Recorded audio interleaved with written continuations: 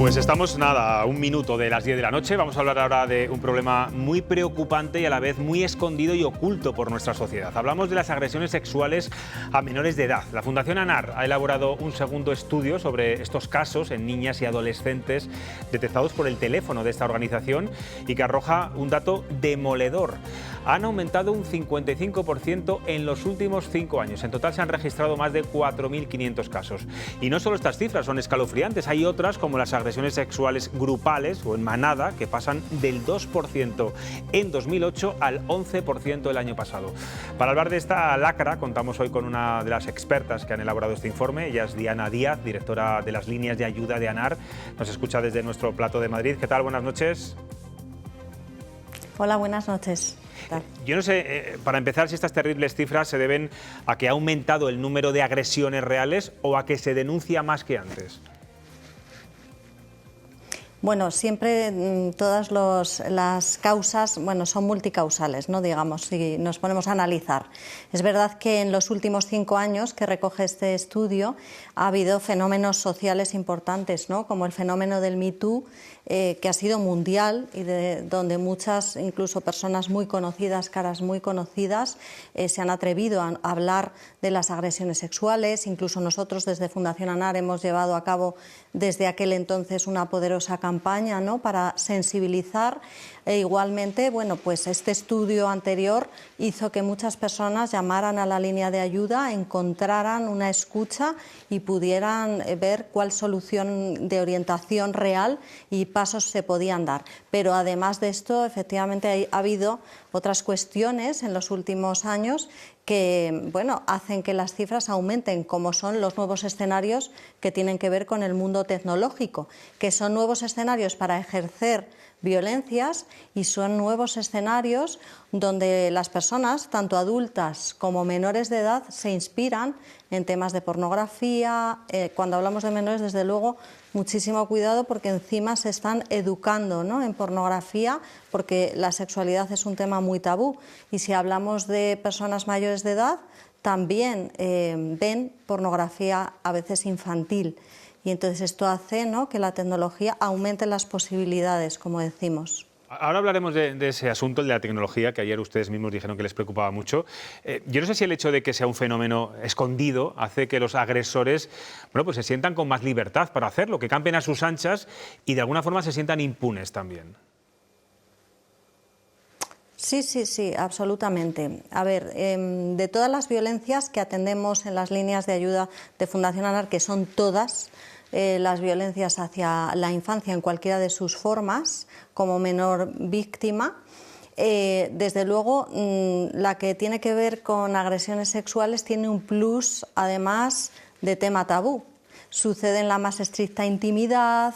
Existen elementos de presión, de chantaje hacia las víctimas.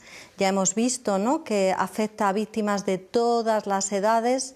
Atendemos consultas, por lo que nos llaman también adultos del entorno, desde 0 a 17 años. Es decir, es difícil, además, que un menor de edad se atreva a descolgar el teléfono y llame. Eso es a partir de la etapa más adolescente, pero en las primeras etapas incluso, ¿no?, son los adultos del entorno que identifican esas señales. Y efectivamente es muy complicado porque tanto en el mundo tecnológico como en el mundo presencial, como decimos, estas formas de violencia son absolutamente invisibles, silentes.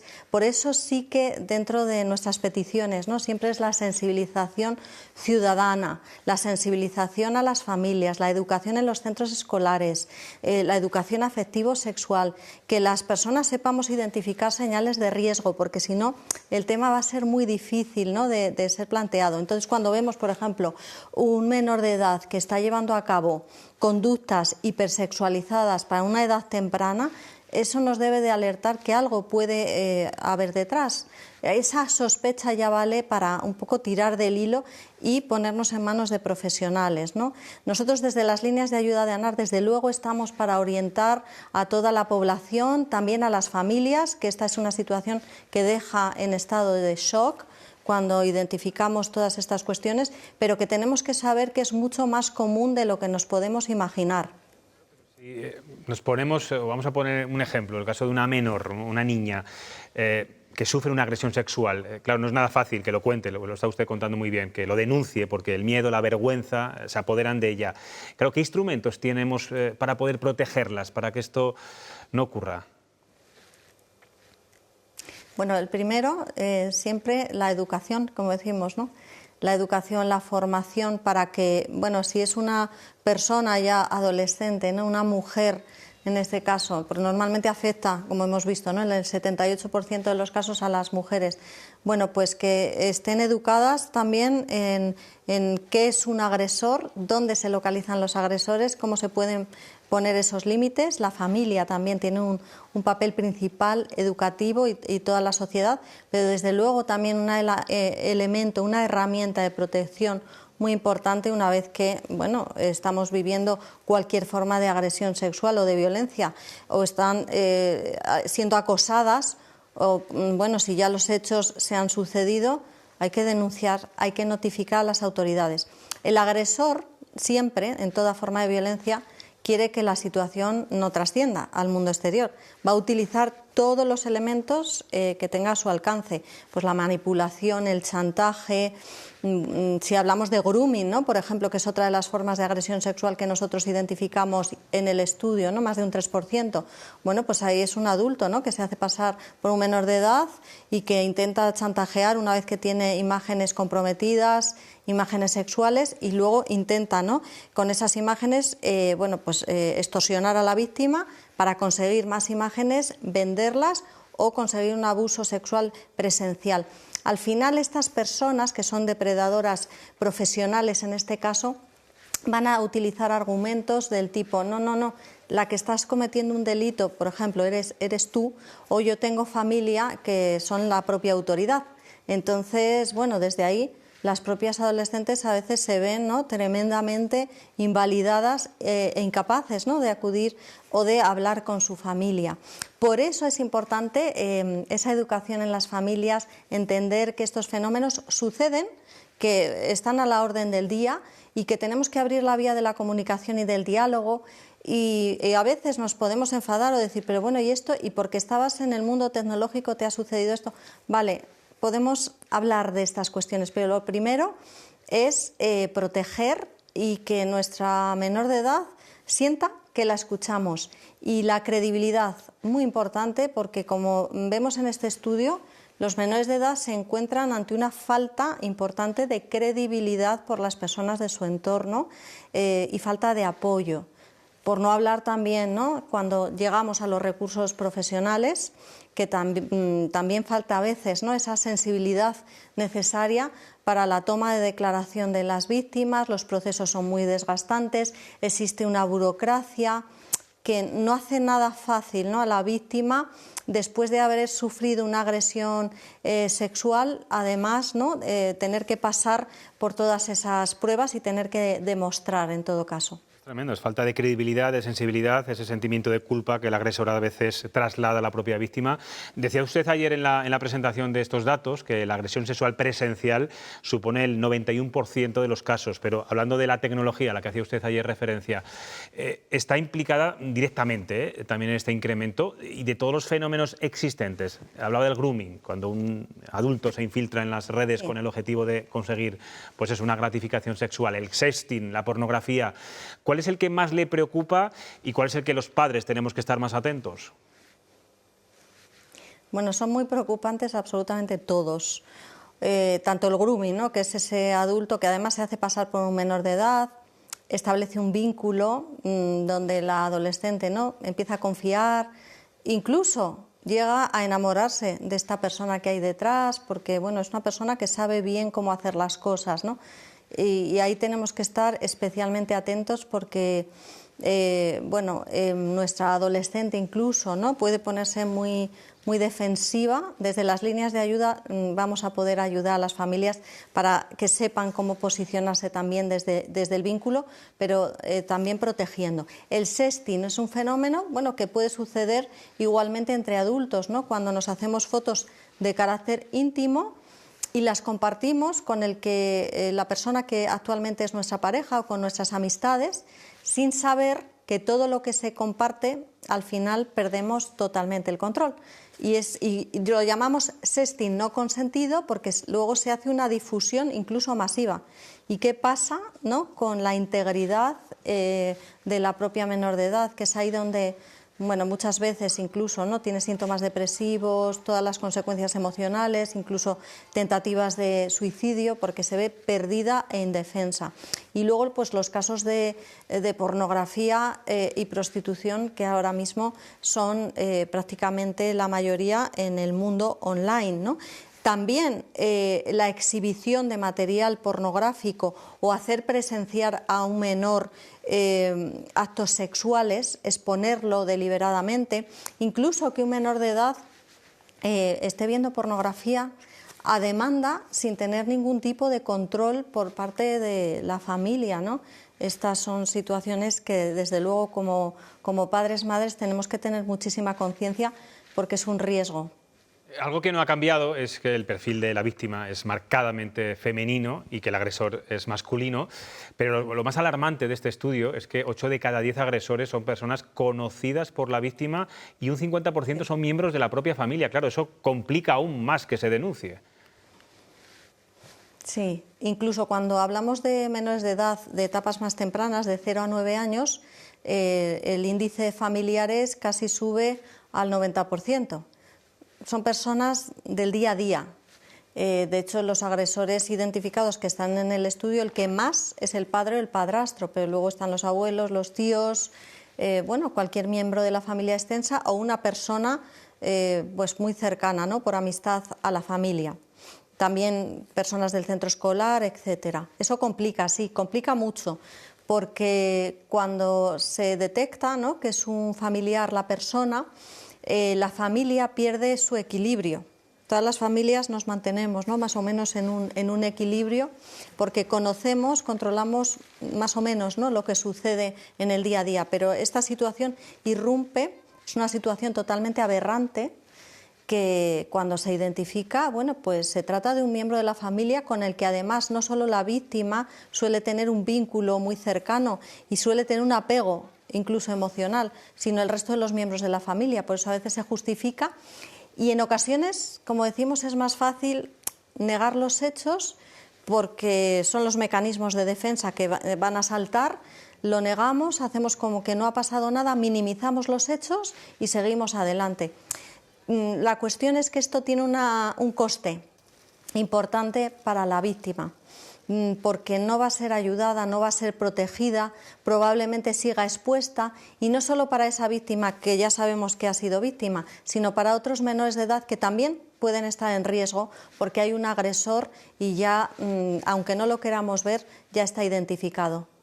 Decía antes usted, señora Díaz, que quien suele llamar a la Fundación ANAR para pedir auxilio no suele ser las víctimas, sino los padres o el entorno.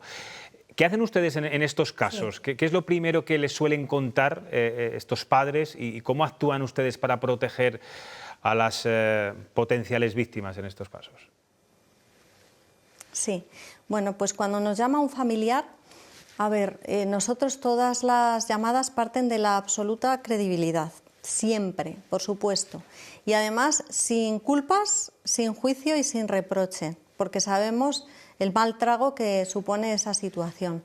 Entonces, normalmente cuando una persona adulta identifica esto en el entorno, ya partimos de la base que está muy asustada, que está en estado de shock y que normalmente quiere no creerlo, pero por algún motivo ha descolgado ese teléfono para pedir ayuda, ¿no? Entonces vamos a explorar la situación individualmente, vamos a tratar, ¿no?, de que si es un miembro de la familia que además puede establecer toda la ayuda posible, sepa cómo actuar en el primer momento. Si es la mamá, por ejemplo, que es la persona más identificada en esa petición de ayuda, para que cómo abordar además, ¿no?, directamente con su propia hija esta situación. Pues en primer lugar desde la serenidad y el sosiego y no interrogar, ¿no?, a su propio hijo. Es muchísimo mejor dejarlo en manos de profesionales porque nuestra propia angustia, además, que no lo podemos evitar y es normal, puede empapar a nuestro hijo, a nuestra hija, y eso hace que se retracte. Incluso el relato es básico, porque el relato es lo que va a servir a las autoridades, a los organismos competentes que van a actuar para que vean la credibilidad del relato, y también se valora si un relato está alterado o no está alterado, ¿no? Entonces, no vamos a poner elementos ahí, sino que una vez que lo identificamos, esperamos que nuestro hijo o hija nos pueda contar serenamente. Por supuesto, si nos cuenta, lo recogemos, pero lo llevamos enseguida a ese profesional. Las autoridades, en primer lugar, la denuncia, la vía de la denuncia, la notificación, y desde ahí nos van a marcar también la hoja de ruta. Si tienen que coger muestras, el peritaje que tengan que hacer las propias autoridades, y desde ahí vamos marcando los siguientes pasos. Y muy importante, si hay una sospecha, también tenemos que empezar a movilizarnos, porque, como decimos, sucede en el entorno más íntimo y a veces es una sospecha, ¿no? Pero esto nos invita ya, ¿no?, por ejemplo, a llamar a las líneas de ayuda de la Fundación ANAR, y desde ahí le diremos a qué recurso se tiene que dirigir, porque hay recursos además especializados en estos temas que tienen que ver con agresión sexual a menores de edad. No sé si nos puede decir algún teléfono para que incluso podamos ponernos en un rótulo en estos momentos. Sí. Díganos. Por supuesto. Si es para familiares o personas adultas del entorno, cualquier profesional, vecino, persona que detecte un riesgo a un menor de edad, es el número 650 51 52. Es un teléfono que tiene un servicio gratuito, confidencial totalmente, anónimo, 24 horas todos los días del año, y está atendido por un equipo de psicólogos, psicólogas expertas en temas de infancia y adolescencia. Reciben una formación de más de 400 horas para estar al frente de esas llamadas, y además estamos apoyados por un equipo de abogados y trabajadores sociales. 650 51 52. Señora Díaz, tengo aquí a tres personas que también quieren hacerle alguna pregunta. Luis Jaramillo, director de la cadena COPE. ¿Qué tal, señora Díaz? Muy buenas noches. Muy bien. A la vista de los escalofriantes datos que usted nos ha facilitado esta noche, y de que recurrentemente salen dos hechos fundamentales o dos recomendaciones fundamentales, una es educación y otra es implicación familiar, ¿ha llegado el momento de llevar a las escuelas desde los primeros minutos de la educación, por decirlo de alguna manera, una asignatura sobre educar en redes, comportamientos sociales, etcétera?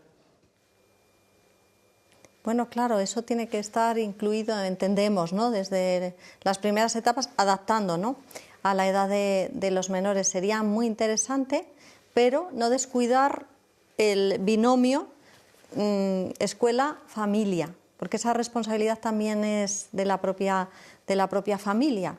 Y cuando nos referimos a educación, hablamos desde las primeras etapas, educación afectivo-sexual, ya educar en límites, en el decir no, en el consentimiento. En estas zonas del cuerpo nadie me las puede tocar, y si eso sucede, ¿a quién tengo que pedir ayuda? Cuestiones muy básicas que desde la familia, desde luego, se puede empezar a abordar.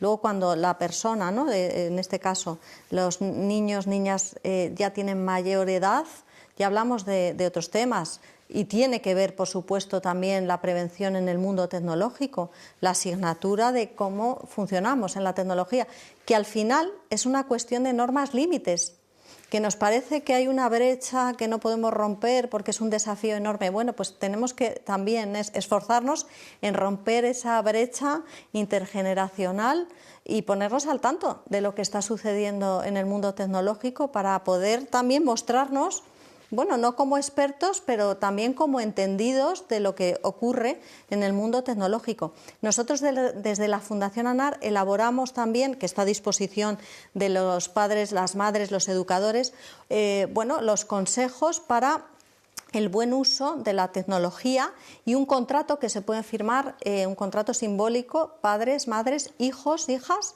para saber qué cuestiones se tienen que tener en cuenta, además, cuando se da ese primer dispositivo tecnológico, que además, pues nosotros sabemos que se entrega a edades demasiado tempranas, muchas veces en la primera comunión o en un cumpleaños, demasiado pronto y sin ningún tipo de cautela, teniendo acceso al mundo exterior y cuando no hemos identificado nosotros como familia que es una herramienta totalmente poderosa donde están todos los riesgos y los peligros que sabemos identificar en el mundo presencial. Lo mismo está en el mundo tecnológico. Entonces, efectivamente, toda esa educación básica, familias y centros escolares. Le va a formular una pregunta también Susana Hijado. Buenas noches, Diana.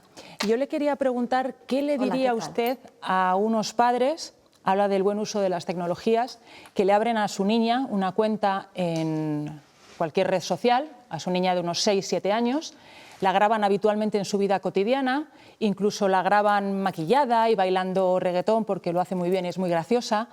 ¿Qué le diría a esos padres sobre los riesgos a los que pueden estar sometiendo a sus hijas o es la manera de funcionar con los niños precisamente que sean los padres los que fiscalicen esos bailes y esas historias que hacen en las redes sociales? Bueno, pues muy buenas preguntas me están haciendo y gracias porque así tengo la oportunidad también, ¿no? Desde nuestra experiencia, desde las líneas de ayuda de ANAR que atendemos, ¿no? A tantas familias que a veces están perdidas, confusas. Bueno, pues porque ahí cada uno además, ¿no? Tenemos nuestra propia educación y nuestros propios valores, pero hay una cuestión sobre la que no se puede claudicar, ¿no? El interés superior del menor de edad, la protección, es básico. Es decir, ¿qué nos encontramos además, ¿no? Con el tema de la pederastia, del grooming, que es un pederasta en redes, ¿no? Bueno, pues el tema de la hipersexualización precoz, ¿no? Que muchas veces no nos damos cuenta, pero todo este maquillaje, las posturas, el reggaetón, desde edades tempranas, al final, bueno, pues puede propiciar, ¿no? Pues que haya depredadores sexuales, sobre todo si nosotros, que ese es el peligro de otra de las cuestiones que hablamos desde Fundación ANAR, de lo que se conoce, es una palabra extranjera, pero bueno, el sharenting, que es que nosotros mismos, además, como padres y madres, a veces nos sentimos orgullosos y publicamos ese tipo de imágenes porque nos parece que nuestros hijos, efectivamente, que simpáticos, y damos tantos datos de carácter personal, informamos y les sacamos a veces en posiciones y en posturas y nunca sabemos quién hay al otro lado, porque a lo mejor lo compartimos con un familiar y bueno, pero esa difusión que se va a hacer o quién está detrás, nunca lo vamos a saber porque perdemos totalmente el control. Entonces sí que verdaderamente es necesario hacer esa reflexión. Los padres somos los responsables de la protección y seguridad de nuestros hijos e hijas. No podemos claudicar, sería un grave error, todo lo contrario, ¿no? Tenemos que estar al tanto. Un poco de brevedad, es muy interesante todo lo que está diciendo, pero vamos un poco más del tiempo y todavía nos queda una pregunta que le formula Javier Gómez. Hola, muchas gracias, Diana. Enhorabuena por el trabajo que hacéis. Gracias. Yo voy a ir a otra vertiente del asunto. ¿No crees tú que la ruptura de un cierto consenso que había en este país sobre lo que era violencia de género, que en los últimos años ha volado por los aires, incluso que está afectando sobre todo a los más jóvenes, ¿no? Hay algunos estudios que hablan que el 21% de los menores de 25 años, creo, dice que no existe violencia de género. ¿No crees que eso, que tiene otra traslación en el mundo de la educación, en donde de los currículos, la educación sexual afectiva, que hasta en cuando yo iba a la escuela se empezaba a hablar de ello, se está arrinconando, incluso se habla de pines parentales y demás? ¿No crees tú que eso también está teniendo como consecuencia que al final esté proliferando sobre todo la violencia de género en los más pequeños?